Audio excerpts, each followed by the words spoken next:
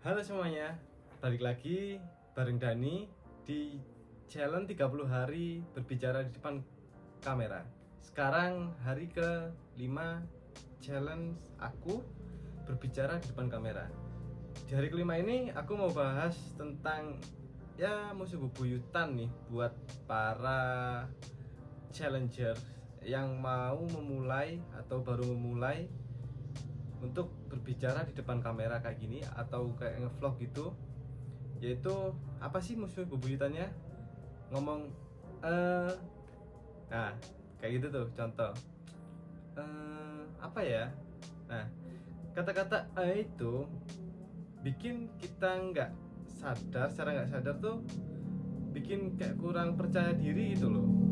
Jadi terlihatnya kaku atau kayak nah tuh contoh lagi tuh, loading aja gitu, jelek kan kelihatannya. Lalu bagaimana sih caranya mengatasi hal tersebut?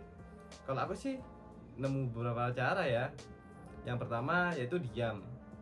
Ya lebih nyaman diam, untuk mencoba untuk berusaha diam, nyaman dengan jeda, daripada kita bilang ae lagi kayak gimana gitu dengarnya kan.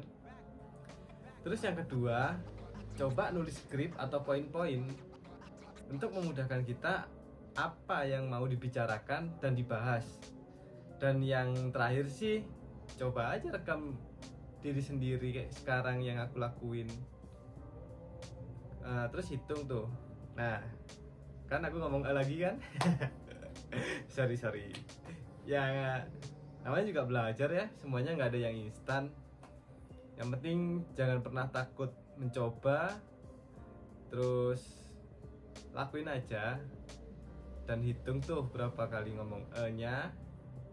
Ya semangat ya untuk kalian yang mau mencoba juga, beraniin diri aja. Sampai jumpa di challenge hari ke-6. Bye bye, terima kasih sudah menonton.